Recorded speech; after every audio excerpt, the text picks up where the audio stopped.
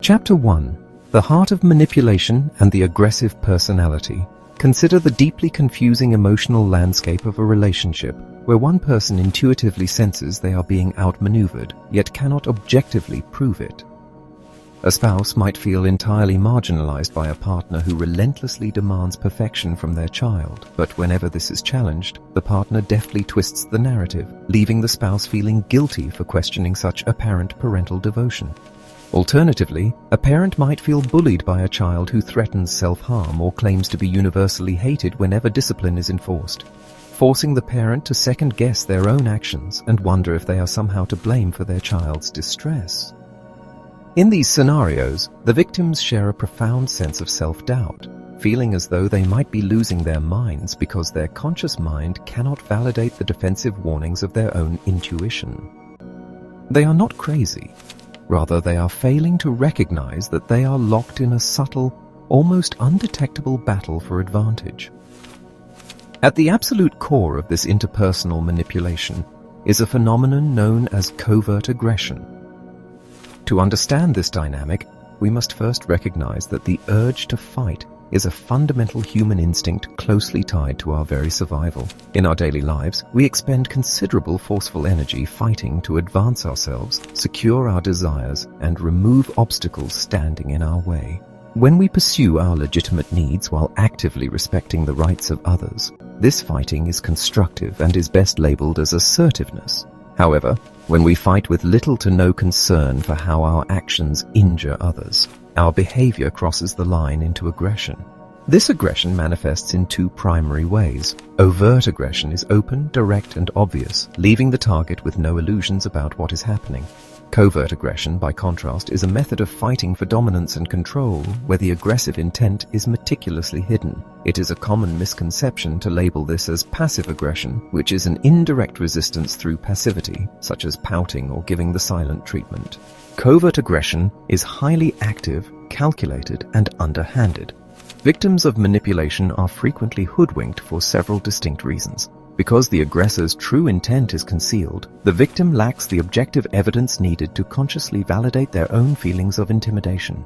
The manipulator employs powerful tactics of deception that keep the victim perpetually on the defensive, making it incredibly difficult to think clearly.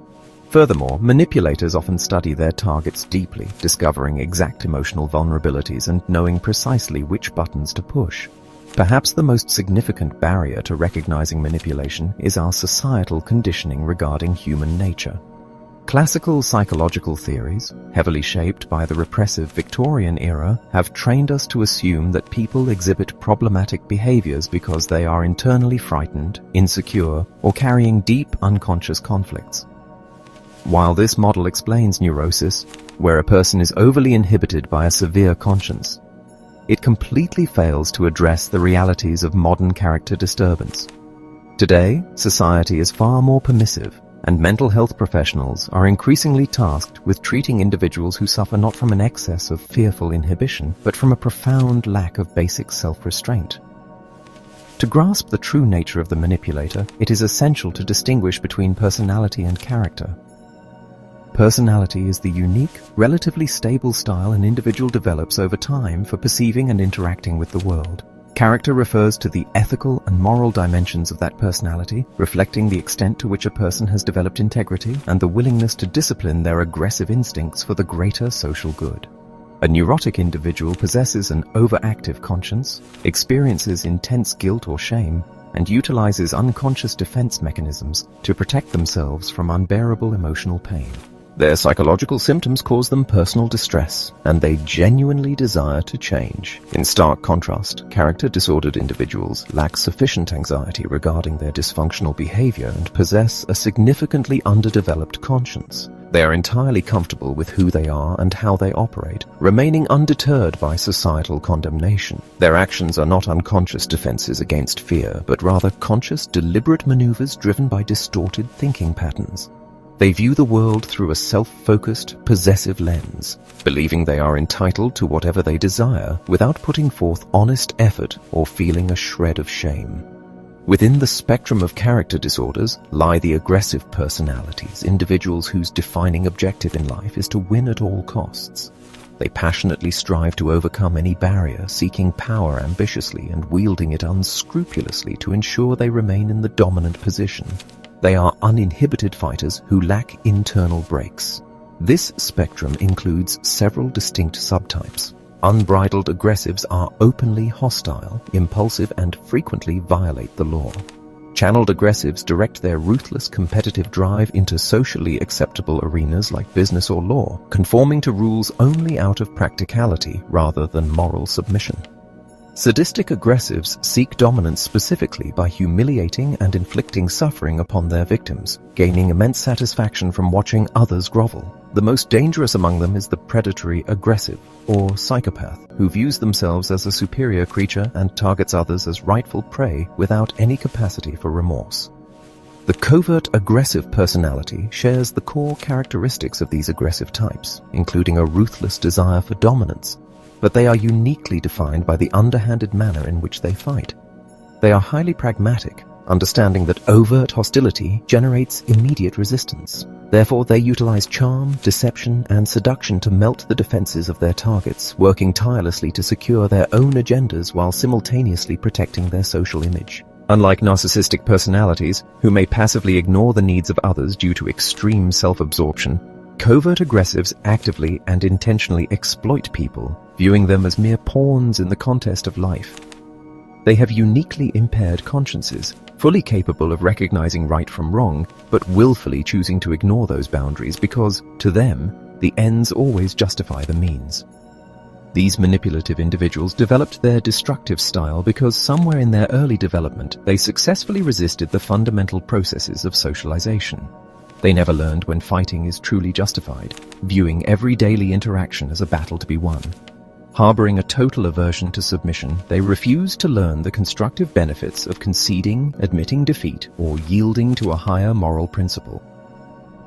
By relying on manipulation and realizing its immense effectiveness, they bypassed the need to develop genuine empathy, choosing instead to view the emotional vulnerabilities of others simply as leverage to be exploited.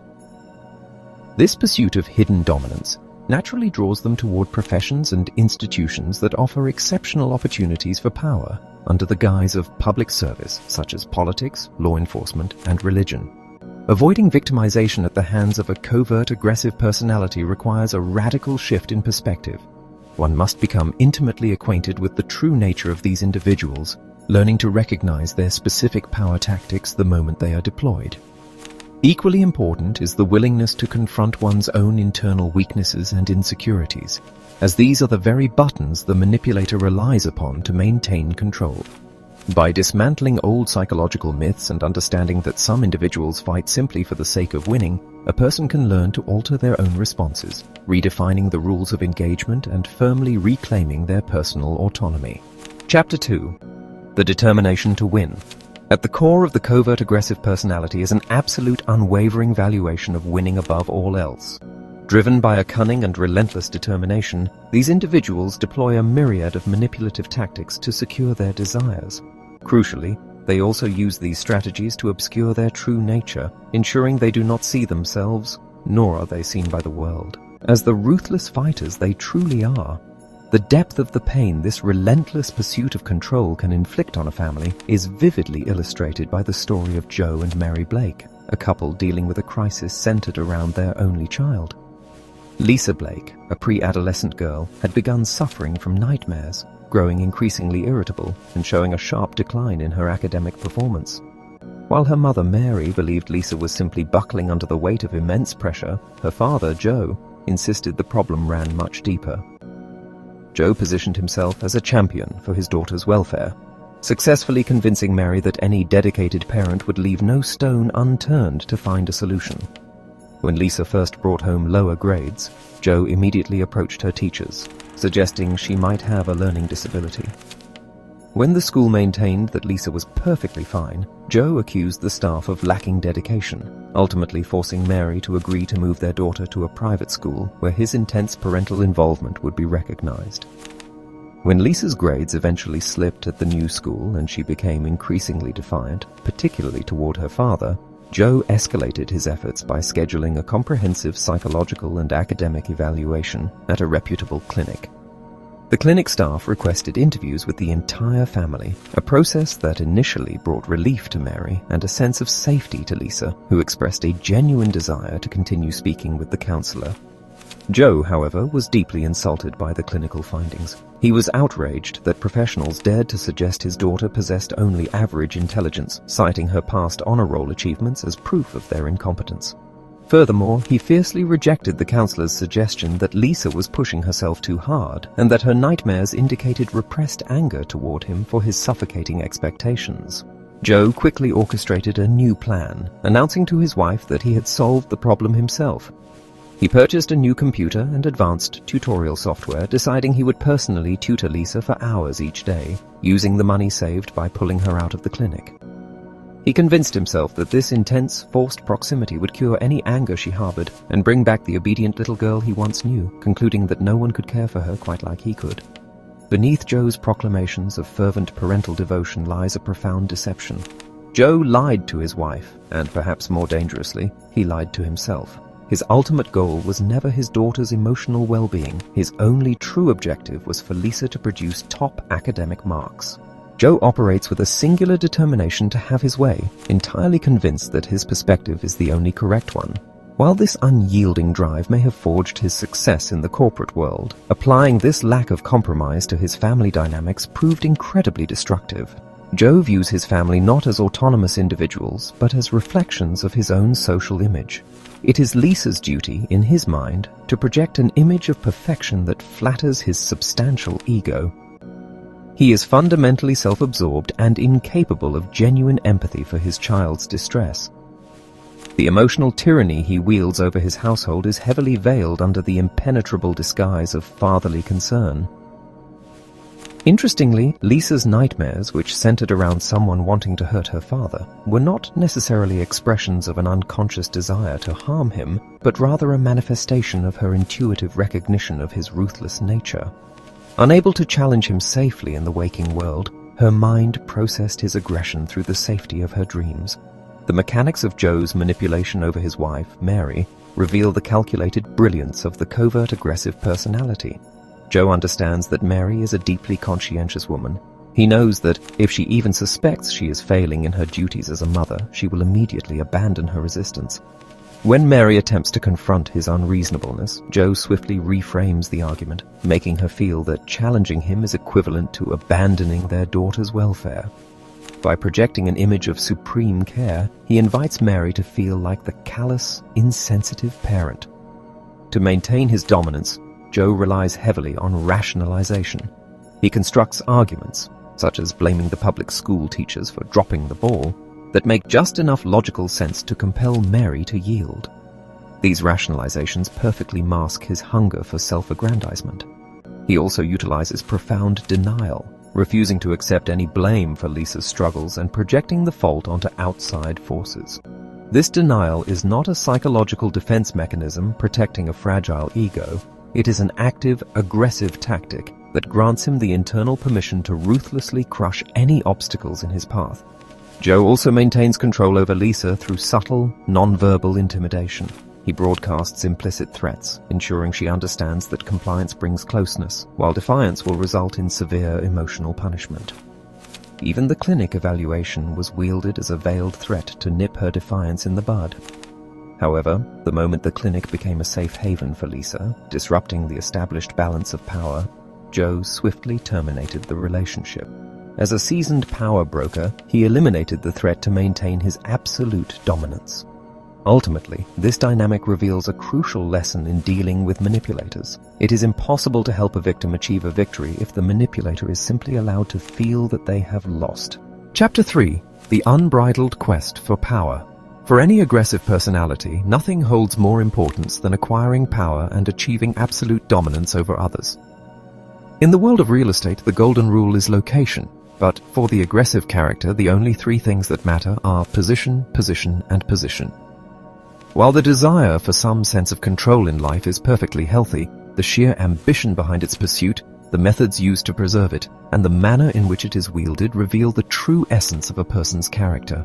Covert-aggressives possess a ruthless ambition for power, yet they meticulously construct facades to ensure they are never perceived as power-hungry. Consider the story of a clergyman who successfully deceived both his family and himself regarding the true master he served. James and his wife, Jean, were preparing to leave their quiet, comfortable country parish for a sprawling city congregation. Jean harbored deep reservations about the move, fearing the toll that a larger, more demanding church would take on their family dynamic. James, however, swiftly neutralized her anxiety. He masterfully argued that Jean was simply struggling to accept that the work of the Lord must always take precedence. Overcome by a sense of her own perceived selfishness, Jean immediately backed down, renewing her vow to fully support his calling. Upon arriving at the capital city congregation, a church widely known as a grooming ground for the esteemed Elders' Council, James thrived. When questioned about his meteoric rise, he would humbly deflect, claiming he merely followed where the master led. The senior pastor was struck by his relentless fervor, even advising James to pace himself and not attend every single Bible study or home visit. Yet James insisted that serving the flock energized him, basking in the praise of a rapidly growing congregation and professing nothing but profound joy in his role as a humble servant. Behind closed doors, however, Jean was breaking under the weight of lonely nights and domestic isolation. When she finally gathered the courage to ask James to step back, or even return to their former parish, he was immovable. In a moment of sheer desperation, Jean threatened to leave him. By the end of their ensuing argument, James had completely dismantled her resolve, leveraging her faith against her. He convinced her that the desires of a single individual were utterly insignificant when measured against the divine will, leaving Jean paralyzed by guilt and resigned to her silent suffering. The facade cracked only when the senior pastor summoned James for a private meeting. The pastor revealed that James was being seriously considered for a seat on the Elders' Council, but added a sharp caveat. Rumors of domestic troubles were circulating, and if such rumors proved true, the recommendation would be withdrawn. That very evening, James shocked his wife by arranging a babysitter and taking her out to dinner.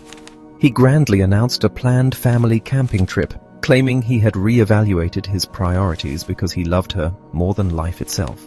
James is the quintessential covert-aggressive personality, utilizing the sacred cover of spiritual ministry to feed an insatiable appetite for prestige, position, and absolute authority.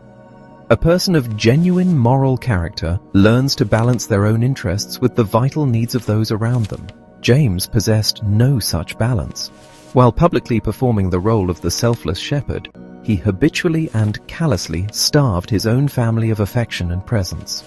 His miraculous change of heart regarding the camping trip was not born of sudden empathy or spiritual awakening. His thirst for power remained his solitary agenda. He simply realized that failing to project the image of a stable, harmonious home life would cost him the ultimate prize he sought. Jean's fundamentally selfless nature rendered her the perfect target for exploitation. Because she emerged from a background saturated with toxic shame, she was highly susceptible to James's tactics of guilt-tripping and subtle moral shaming. James played the role of the devoted servant so flawlessly that Jean could not reconcile her gut feeling of neglect with his outward displays of piety. Because she valued selfless devotion, James simply cast himself as the ultimate servant and framed Jean as the demanding, selfish obstacle, forcing her into immediate submission. The truest test of any individual's character lies in how they pursue and wield power. It is a popular cultural myth that power corrupts. Rather, it is the pre-existing, underlying character flaw that drives an individual to pursue power unscrupulously and abuse it once obtained. To illustrate this, consider the absolute life-or-death power a parent holds over an infant.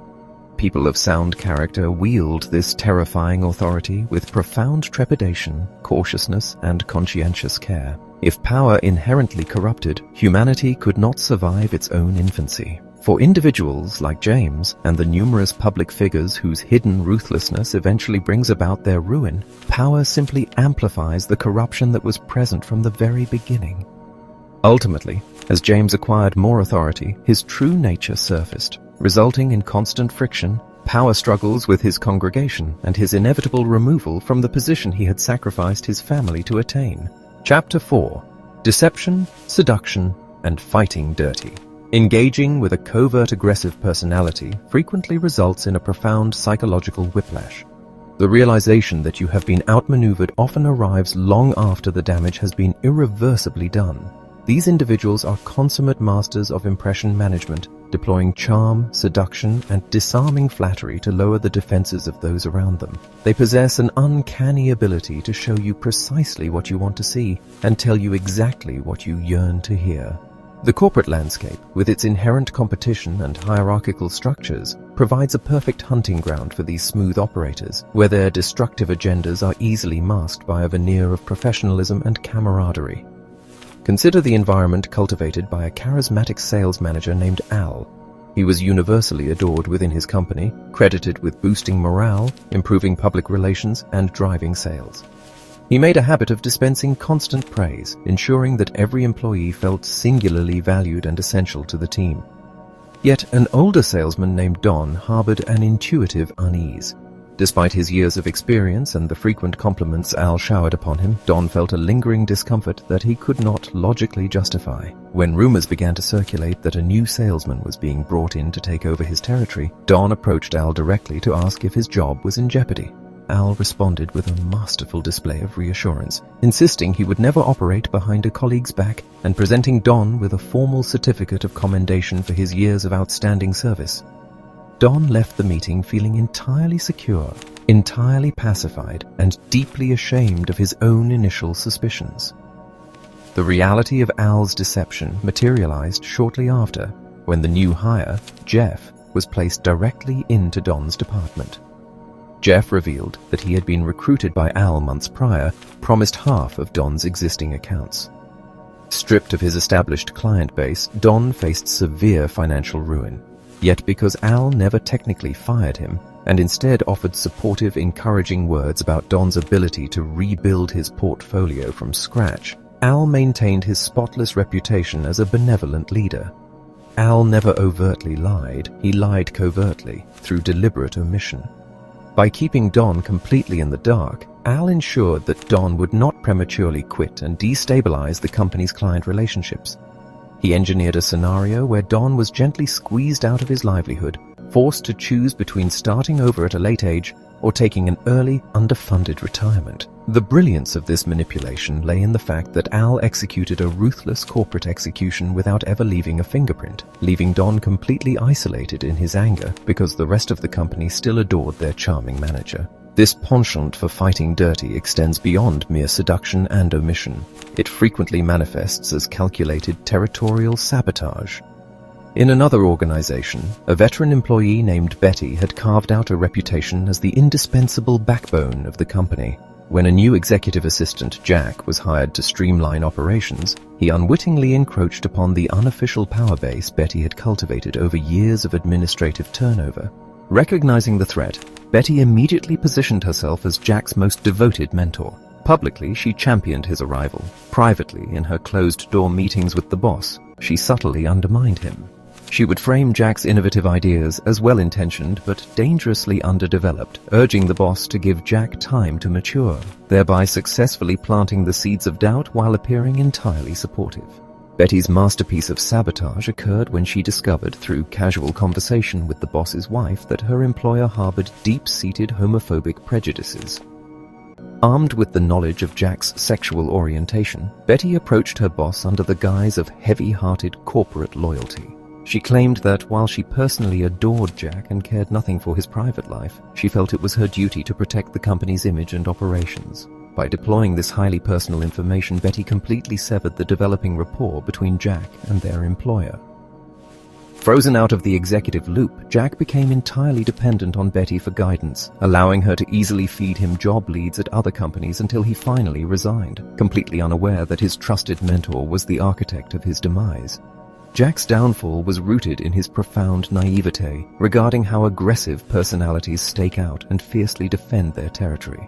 He failed to recognize the wolf in sheep's clothing because he assumed that Betty's outward helpfulness equated to genuine goodwill.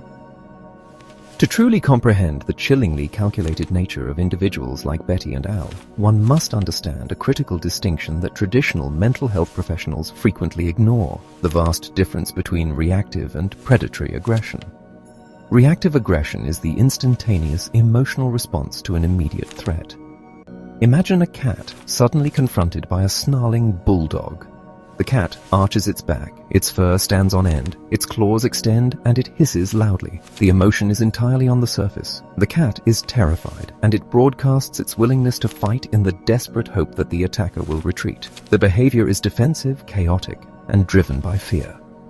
Predatory or instrumental aggression is an entirely different mechanism. Imagine that same cat stalking a mouse. It crouches low to the ground, its fur is smooth, its movements are silent, and its focus is absolute. There is no anger, no fear, and no unresolved trauma driving the cat's behavior. There is only pure desire. The cat is calm and collected, carefully preparing to pounce in a manner that ensures the target never sees the fatal blow coming. When manipulators operate in the social or corporate world, they are not reacting out of underlying insecurities, past victimizations, or a subconscious fear of inadequacy. They are the cat on the prowl. They are utilizing predatory aggression to secure power, territory, and dominance. It is a catastrophic error to march a predatory aggressor into a therapy session focused on anger management or self-esteem building. They do not fight because they are wounded. They fight because they are hungry for control. Recognizing this cold, calculated pursuit of advantage is the absolute prerequisite for surviving the deceptive, underhanded battles waged by the covert-aggressive personality. Chapter 5. The Impaired Conscience. Aggressive personalities harbor a profound disdain for anyone attempting to restrict their desires or compel them to perform tasks they wish to avoid. In their worldview, the word no is simply unacceptable as a final answer. Because they actively and vigorously resist any external boundaries placed upon their conduct, they inevitably struggle to develop a healthy, functioning conscience. At its core, a conscience serves as an internal set of brakes, a self-imposed psychological barrier that prevents the unchecked pursuit of personal ambition. Aggressive individuals, however, habitually fight the socialization process from a very young age.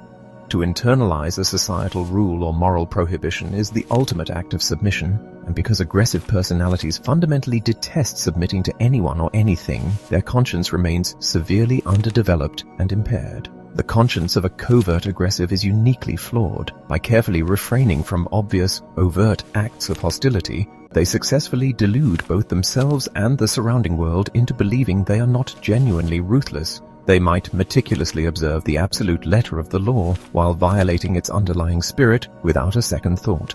They are fully capable of exhibiting behavioral restraint when it serves their immediate best interests. Yet they fiercely resist submitting their will to any higher moral authority or set of ethical principles.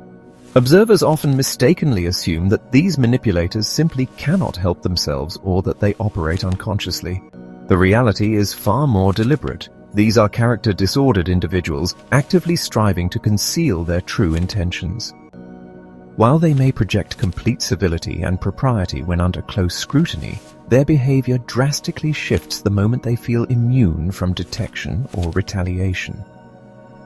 Consider the distressing ordeal of a woman named Mary Jane, who was on the verge of total despair after her husband abandoned her to raise their son alone.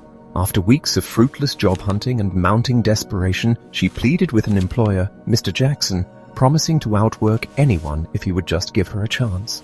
Jackson hired her, and Mary Jane began her employment with immense hope, though she remained acutely aware of her profound vulnerability.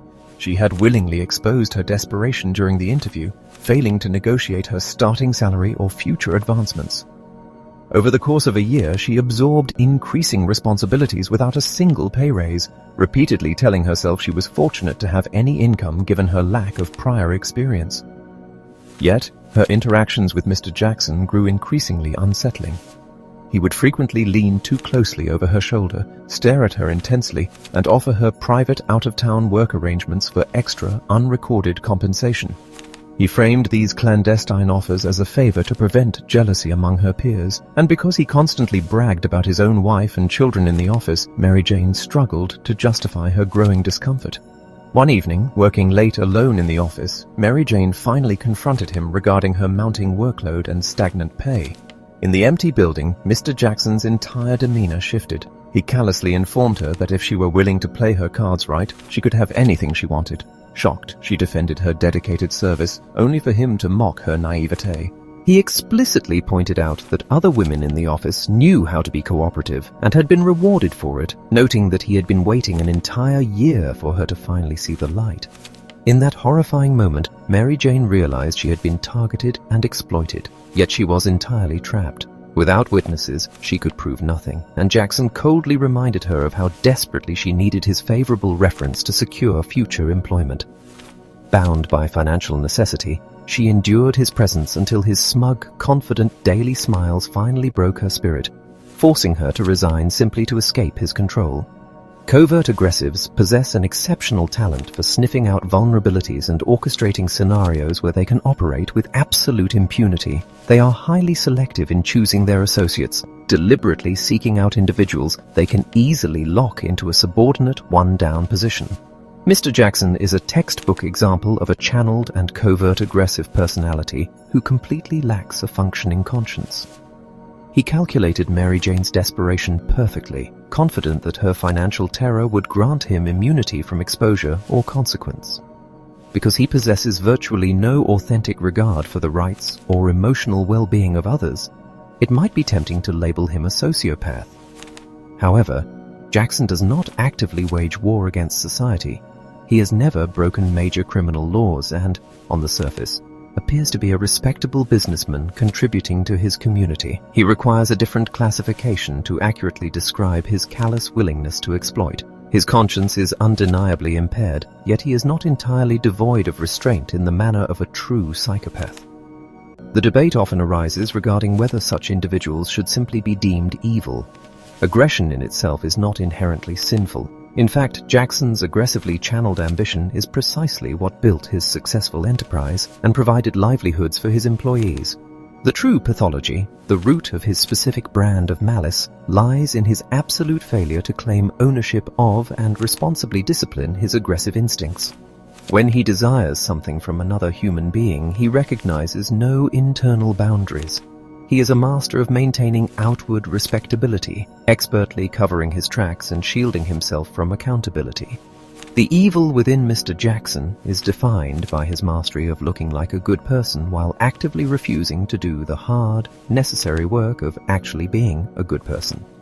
At various points in life, every person will find themselves in an inescapable position of weakness.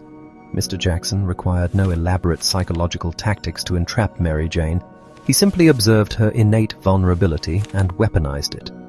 By allowing her to slowly sink into an unequal position compared to her cooperative peers, he manufactured a crisis and then presented a perverse solution he believed she was too desperate to refuse. While Mary Jane's dire circumstances forced her to prioritize immediate survival over carefully evaluating her employer's character, her devastating experience stands as a stark lesson. It illustrates the severe hazards of occupying a vulnerable position and the critical necessity of identifying the predatory traits of those who stand ready to exploit that weakness the moment the opportunity arises. Chapter 6. Abusive, manipulative relationships. Covert aggressives employ a sophisticated array of ploys to deliberately maintain their partners in a subordinate position.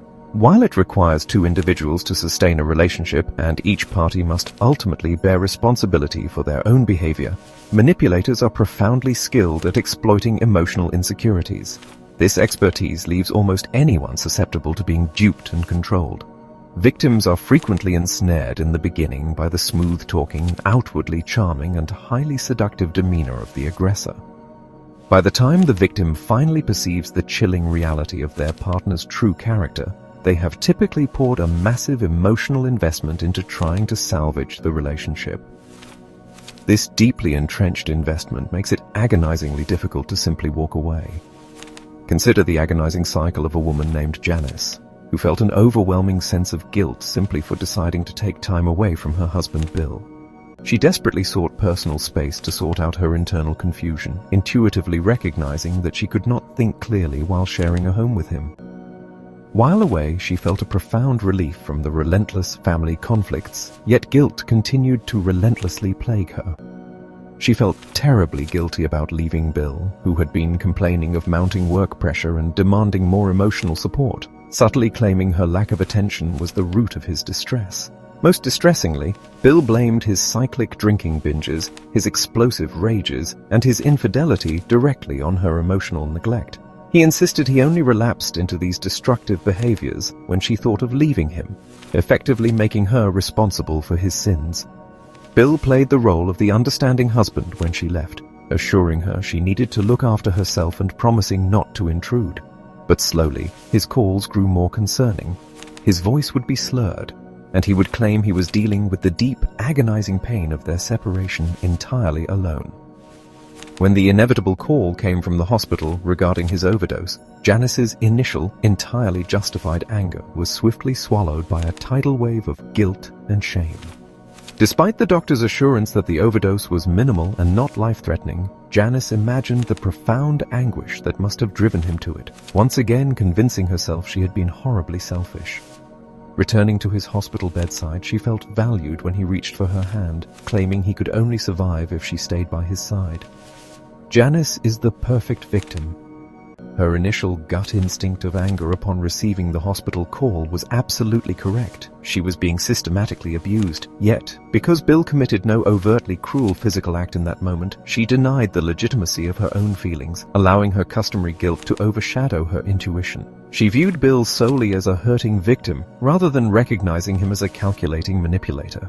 Bill played the victim role with consummate precision, skillfully engendering deep sympathy and forcing Janice to feel like the villain for abandoning him in his hour of need. Janice's own personality made her the ideal target. As a selfless caretaker who loathed hurting others, she was terrified of being perceived as selfish.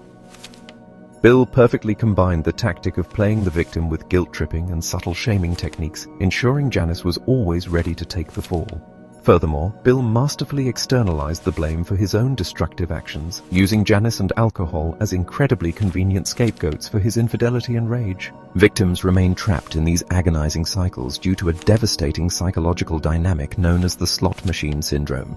Just as a gambler struggles to walk away from a slot machine even when losing heavily, victims of abuse are bound by 4 powerful mechanisms.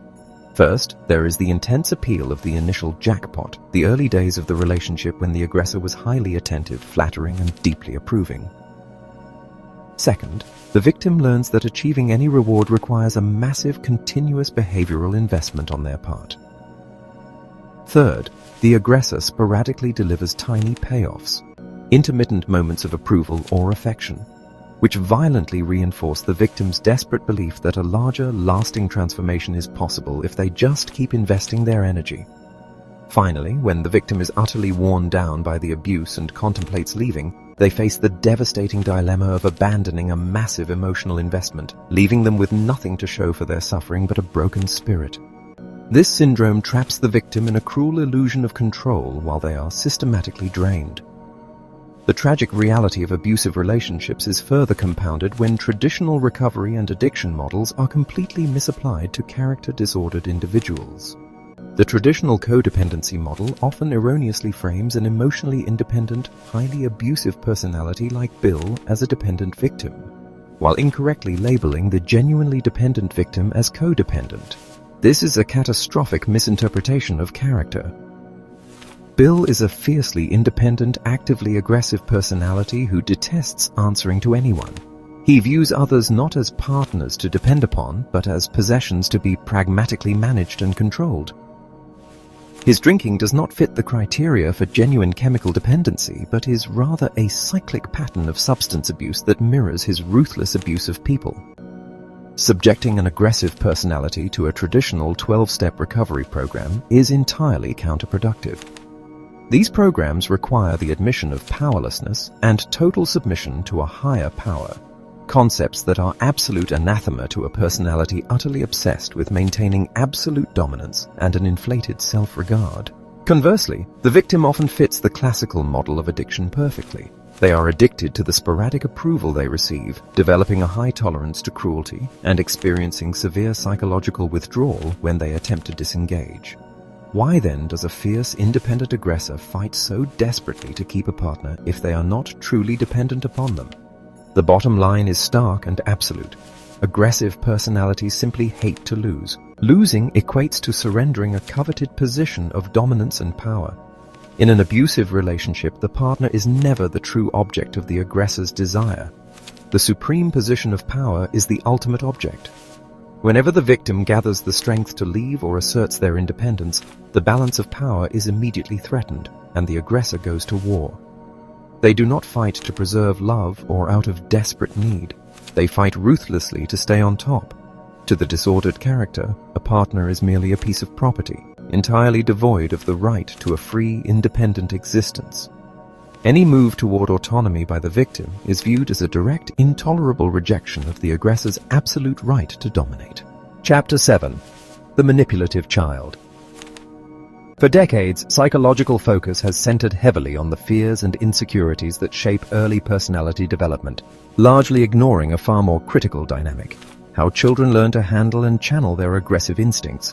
Children instinctively fight for what they want. Early in life, this fighting is often open, direct, and physical. When this overt aggression is met with appropriate discipline and social consequence, most children adapt, learning to modulate their behavior and explore more constructive avenues for securing their desires.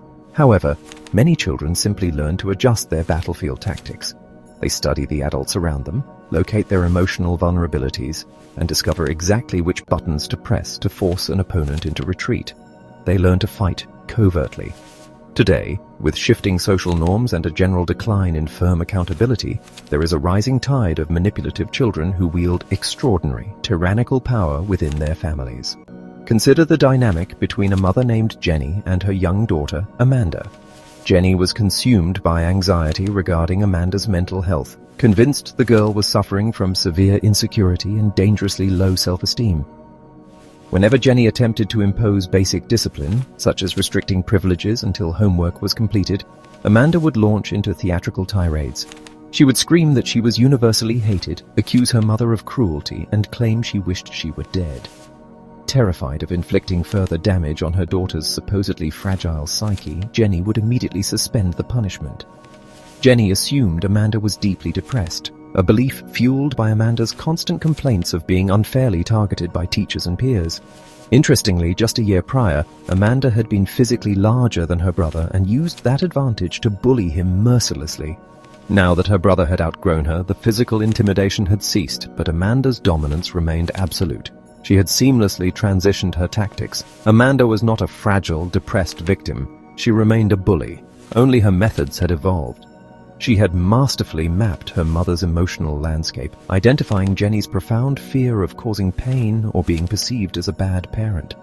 Jenny's reliance on traditional psychological models blinded her to the reality of the situation. She constantly searched for hidden traumas, underlying depressions, or unresolved issues regarding a past divorce to explain her daughter's behavior. But Amanda's actions were not symptoms of an underlying emotional wound. Her personality had simply calcified around a strategy of fighting dirty. She used guilt, played the victim role with precision, and brandished veiled emotional threats to crush any opposition to her daily desires. In this tragic dynamic, the roles were entirely reversed. Jenny sought psychological help for Amanda, but Amanda did not need help. She needed firm, unwavering correction. Jenny was the actual victim of emotional abuse. Traditional therapeutic approaches, which aim to uncover hidden anxieties or unconditionally boost self-worth, are catastrophic when applied to disturbed, aggressive children. Amanda required strict limit setting and a direct cognitive behavioral challenge to her distorted, entitled worldview. Children possess neither the emotional maturity nor the life experience necessary to wield absolute power safely. Yet, through expert manipulation, children like Amanda frequently usurp complete control over their households. Empowering the parent to recognize the manipulation and reclaim authority is the only path to restoring health to the family structure. A common and dangerous fallacy is the assumption that arrogant or defiant behavior necessarily masks deep-seated insecurity. Self-esteem is not exclusively positive. A person can easily possess entirely too much of it. A child who successfully manipulates authority figures and constantly secures their own way often develops a massively inflated sense of self-importance. To truly understand this dynamic, one must distinguish between self-esteem and self-respect. Self-esteem is simply an intuitive estimation of one's innate traits or social leverage. Self-respect, however, is forged exclusively through hard work, personal effort, and adherence to social responsibility. Parents frequently sabotage their children by praising innate traits, such as intelligence, natural talent, or physical appearance, rather than rewarding sheer effort. A child like Amanda boasts immense self-esteem because she constantly wins her battles and outsmarts her superiors, yet she harbors virtually no self-respect because she refuses to earn her achievements honestly or submit to any standard higher than her own immediate gratification. At the deepest, most unconscious level, many parents sense when a child is fiercely and emotionally independent. They recognize that pressing too hard or demanding genuine submission to household rules might cause the child to pull away entirely. This leads the parent to continually appease the child out of a desperate fear of emotional abandonment. Paradoxically, when parents finally gather the courage to stand firm, expose the manipulative tactics, and enforce rigid boundaries, the feared abandonment rarely occurs. Instead, the child is forced to confront a boundary stronger than themselves, instilling a much-needed sense of humility. By realizing they cannot simply dominate their environment through emotional terrorism, these children begin to develop a healthy, authentic reliance on their parents, transforming a relationship defined by quiet tyranny into one anchored by genuine connection. Chapter 8. Recognizing the Tactics of Manipulation and Control. To effectively counter manipulation, one must understand the precise psychological mechanisms aggressors deploy. In classical psychological frameworks, much attention is given to defense mechanisms, those reflexive, unconscious mental behaviors individuals supposedly use to shield their egos from unbearable emotional pain, shame, or guilt. This traditional perspective, however, proves dangerously inadequate when applied to character-disordered individuals. When a manipulator engages in behaviors that classical theory might label as defensive, they are not protecting a fragile ego from inner turmoil. Instead, they are actively employing offensive power tactics. These maneuvers are utilized to ensure their desired outcomes, exert control over others, and firmly resist the internalization of social norms. They are not acting out of unconscious fear, they are fighting with conscious, deliberate calculation. Consider the profound difference between a genuine psychological state of denial and the manipulative tactic of denial. A devoted spouse facing the sudden terminal illness of a lifelong partner might insist the doctors are wrong, clinging to the bedside in the absolute certainty of a miraculous recovery. This is true denial, an unconscious shield temporarily protecting the mind from a grief too immense to bear all at once. In stark contrast, when an aggressive youth is caught deliberately shoving a weaker peer and immediately shouts that he did nothing wrong, he is not experiencing a psychological state of protection against unbearable guilt. He lacks the capacity for such guilt. His denial is simply an active, calculated lie designed to force the authority figure to back down, question their own observation, and abandon the enforcement of rules. He is not defending, he is fighting. Aggressors rely heavily on these offensive tactics to simultaneously conceal their aggressive intent, throw their targets onto the defensive, and reinforce their own preferred, ruthless style of interacting with the world. A frequent and highly effective weapon in this arsenal is minimization. While neurotic individuals tend to catastrophize and make mountains out of molehills, the covert aggressive specializes in making molehills out of mountains. They utilize words like just and only to trivialize the harm they inflict, attempting to convince the victim that their reaction is exaggerated or unjust. By minimizing their actions, they manage the victim's impression, seeking to preserve their own image as a reasonable person while continuing their transgressive behavior. Deception is woven through almost all manipulative encounters, but it rarely manifests as a simple, easily disprovable falsehood. Manipulators are artists of the covert lie, relying heavily on omission and distortion. By deliberately withholding crucial facts or crafting statements with calculated vagueness, they keep their victims fundamentally in the dark while maintaining a facade of honesty. When this subtle lying is challenged, the aggressor seamlessly pivots to active denial. They will adamantly refuse to admit to harmful behavior, adopting an indignant posture that invites the victim to feel guilty for ever harboring suspicions. When direct confrontation occurs, the manipulator frequently deploys selective inattention. They will actively ignore warnings, pleas, or directives that conflict with their agenda. This is not a failure of concentration, it is a willful refusal to submit. By turning a deaf ear, they resist the authority or influence of the person attempting to correct them. If cornered into responding, they will invariably produce a rationalization. They will construct an excuse that makes just enough logical sense to pacify a conscientious observer. These rationalizations quiet any external resistance and grant the manipulator internal permission to continue their pursuit of dominance unhindered. To prevent a victim from ever pinning them down, covert aggressives master the arts of diversion and evasion. Like a magician directing the audience's gaze away from the sleight of hand, the manipulator will abruptly change the subject, answer a direct question with irrelevant rambling, or steer the conversation toward the victim's perceived flaws. The goal is to keep the target perpetually off balance, preventing any sustained focus on the manipulator's actual misdeeds. When diversion is insufficient, the aggressor relies on covert intimidation to maintain a one-down position for their victim. Rather than issuing overt threats that would expose their hostility, they craft subtle, veiled implications of impending ruin or emotional withdrawal. They recognize that a state of chronic apprehension is a highly effective method of control.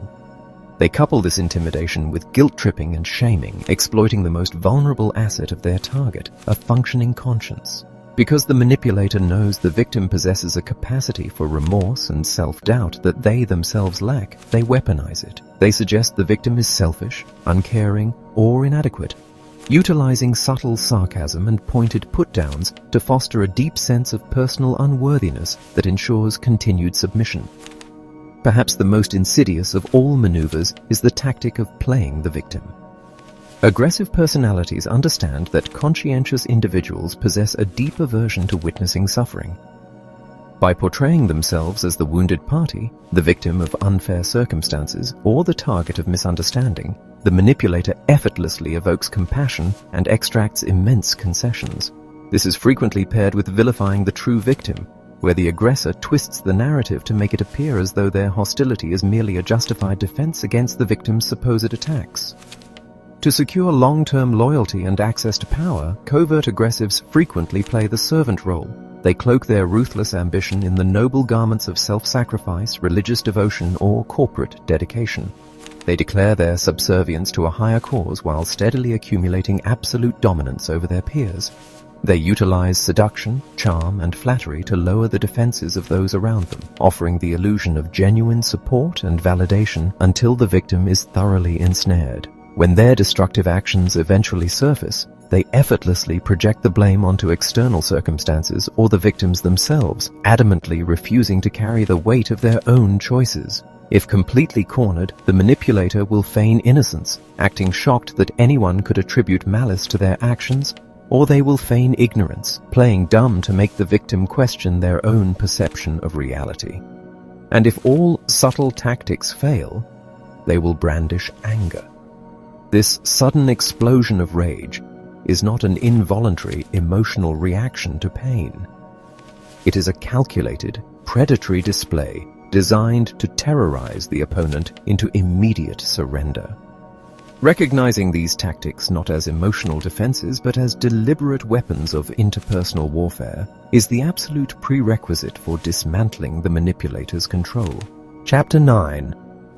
Redefining the terms of engagement. The most fundamental rule of human engagement is that the aggressor sets the rules. The moment an attack is launched, whether physical or psychological, the target is immediately thrown onto the defensive, left scrambling to establish a more favorable balance of power. When dealing with a covert aggressive personality, the attack is so subtle that the victim often begins conceding territory before even realizing a battle has begun. Therefore, if a person hopes to survive and thrive in an interpersonal conflict, they must move decisively to strip the aggressor of this initial advantage. They must actively redefine the terms of engagement. To accomplish this, a person must first abandon the harmful misconceptions that classical psychology has etched into the cultural consciousness. It is a dangerous fallacy to believe that everyone is fundamentally the same, or that all individuals are driven by underlying neurotic fears and insecurities. Disordered characters do not share the worldview, the code of conduct, or the internal motivations of the functional, conscientious person. One must learn to become an astute judge of character, recognizing that a clinical degree is not required to accurately assess the people in one's life. The truest measure of character is behavior. If an individual habitually pushes to have their way, refuses to accept no as an answer, and relentlessly pursues dominance, they are an aggressive personality. If they utilize evasion, guilt-tripping, and rationalization to secure that dominance while maintaining a facade of innocence, they are covertly aggressive. A manipulator's greatest leverage always lies in knowing the character of their victim. They carefully study their targets to discover precisely which emotional buttons will yield immediate submission. Consequently, the most powerful defense against manipulation is a ruthless, unyielding self-awareness. A potential target must bravely examine their own character flaws and vulnerabilities. They must ask themselves if they suffer from naivete, harboring an unwillingness to believe that people can actually be as cunning and ruthless as their intuition suggests. They must evaluate whether they are over-conscientious, always ready to give the aggressor the benefit of the doubt and too willing to assume the blame when a conflict arises. Low self-confidence is another critical vulnerability. Individuals who chronically doubt their own worth frequently abandon their right to assert their legitimate needs, yielding to the dominant personality out of a misplaced sense of inadequacy. Furthermore, victims of manipulation frequently suffer from the tendency to over-intellectualize, because they assume that people only inflict pain for understandable, deeply rooted emotional reasons. They paralyze themselves by endlessly analyzing the aggressor's motives. They mistakenly believe that if they can just understand the manipulator's childhood or psychological wounds, the abuse will stop. This intellectualization merely excuses the destructive behavior. Finally, profound emotional dependency traps many victims. Submissive individuals, terrified of autonomy and abandonment, are naturally drawn to the forceful, independent aura of the aggressor, willingly subjugating themselves to maintain the relationship. Overcoming these personal vulnerabilities is the absolute prerequisite for dismantling a manipulator's leverage. Once a person understands their own weaknesses, they must also recognize the futility of fighting losing battles. The most exhausting and unwinnable battle a victim can wage is the attempt to make the manipulator change. Victims frequently waste years trying to figure out the perfect words or the exact display of emotion that will finally elicit empathy from their aggressor. This effort breeds only deep frustration, helplessness, and severe depression.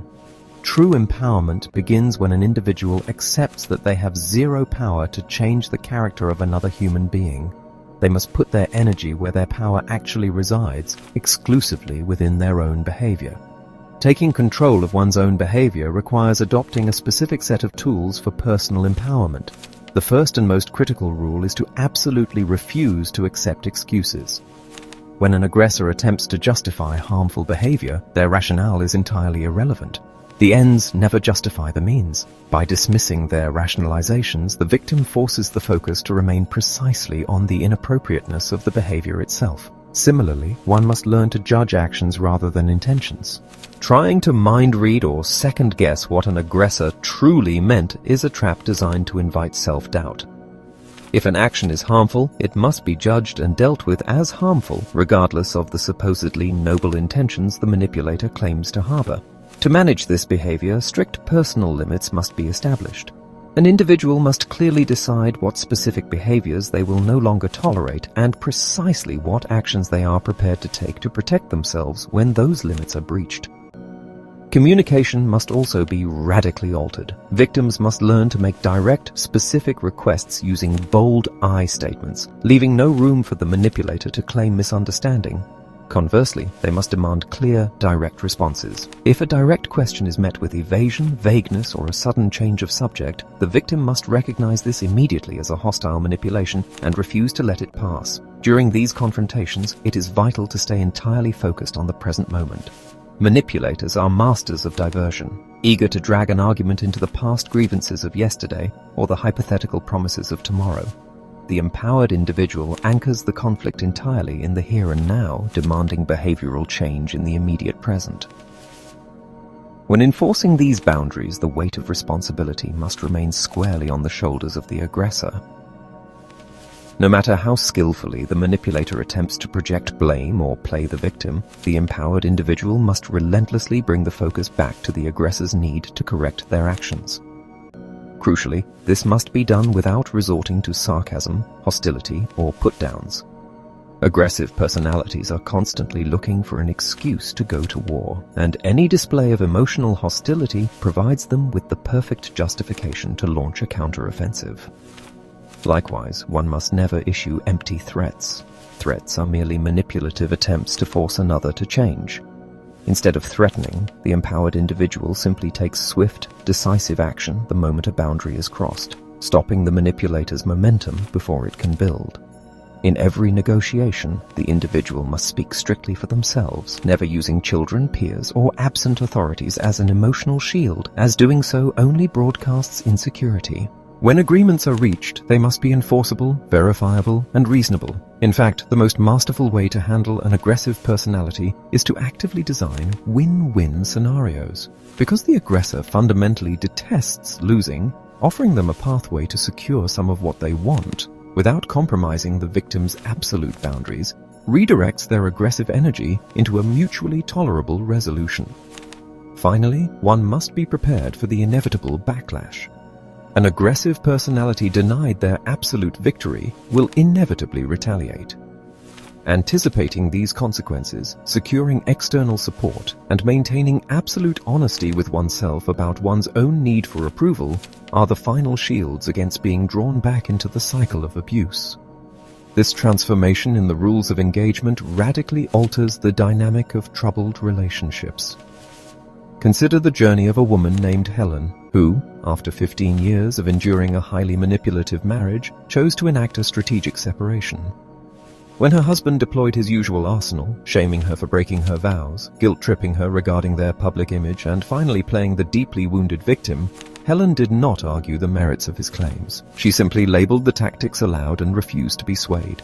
She established a firm boundary, stating she would only consider returning if he demonstrated sustained, verifiable behavioral change through professional counseling. She offered a win-win. He could preserve the marriage he claimed to value, but only on the condition of absolute accountability. Similarly, a mother named Kelly found peace with her chronically manipulative son not by trying to control him, but by deciding precisely which battles she was willing to fight. By letting go of the minor skirmishes and holding an unbreakable line on the critical issues of respect and responsibility, she forced the conflict into the open. They still fought, but the underhanded, psychological warfare was replaced by open, fair negotiations. By refusing to play the manipulator's game, the victim rewrites the rules, trading the illusion of peace for the reality of genuine self-respect and unbreakable personal power. Chapter 10. Undisciplined Aggression and the Character Crisis. Human aggression is not inherently evil. Throughout the greatest portion of our evolutionary history, the raw instinct to fight was the crucial mechanism for survival. The sheer will to overcome obstacles, secure resources, and defend against threats allowed humanity to endure. With the dawn of civilization, the daily physical battle for survival gradually subsided, but the underlying aggressive drive remained deeply embedded within the human psyche. How a society channels, manages, and disciplines this primal energy determines the health of its culture. The political, economic, and cultural environments we construct exert immense influence on how aggression is expressed. Systems designed to entirely repress personal ambition often mutate into tyrannical vehicles for covert aggression, where power is wielded ruthlessly under the guise of protecting the collective. Conversely, systems built entirely on free market competition can encourage unbridled rivalry, where the pursuit of success deteriorates into a cutthroat struggle devoid of ethical constraint.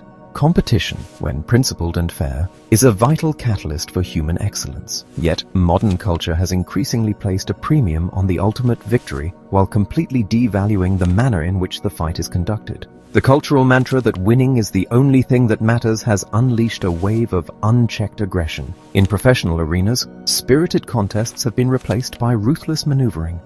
In the political sphere, debates intended to check power and advance the common good frequently devolve into hostile campaigns aimed solely at decimating the opposition.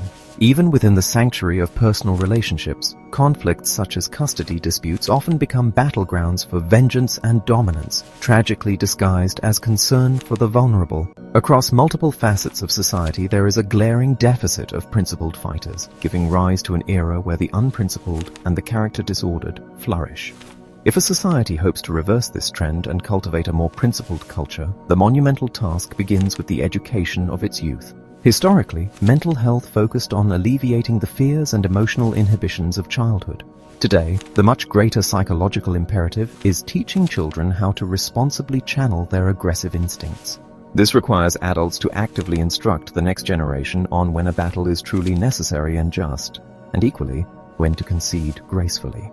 Children must be taught that assertiveness, the pursuit of legitimate needs with full respect for the rights of others, is fundamentally different from aggressiveness, which seeks dominance at the expense of others. They must learn alternative methods of conflict resolution and discover the profound strength required to negotiate rather than dominate. Without this deliberate instruction in self-restraint, society invites an epidemic of behavioral dysfunction, filling institutions and juvenile systems with individuals who simply never learned to discipline their impulses. The contemporary landscape is currently suffering from a profound character crisis. While the drive for self-advancement exists in everyone, a growing faction of society seeks power and reward without submitting to the hard, unglamorous work of ethical conduct. As the prevalence of character disturbance rises, a disproportionate burden falls upon the functional, conscientious members of society to maintain order, productivity, and social harmony. This imbalance is fundamentally unsustainable. In an attempt to cure these social ills, there is a tendency to rely on an ever-expanding web of laws, regulations, and restrictions. However, true moral integrity cannot be legislated. Individuals possessing sound character require no legal mandate to compel their decency, whereas those with impaired consciences will inevitably locate the loopholes in any restriction placed before them. A functioning, moral society relies entirely on the presence of individuals who possess an internal compass of integrity, not merely an external fear of penalty. Character building is not a passive event. It is a lifelong, active commitment to self-discipline. It demands that an individual look inward with absolute honesty, stripping away all denial and deceit to accurately assess their own strengths, weaknesses, and aggressive inclinations. True mastery of the self requires an awakening to one's own flaws and the deliberate choice to carry the heavy burden of restraining one's primal urges for the greater good. In this light, loving is not merely a passive feeling or an emotional state, it is an action. It is the conscious, difficult behavior of taking responsibility, honoring commitments, and prioritizing the welfare of others alongside one's own. It is the willing acceptance of this profound burden that ultimately elevates human existence, forging the only true path out of manipulation and into a life of genuine respect, connection, and enduring integrity.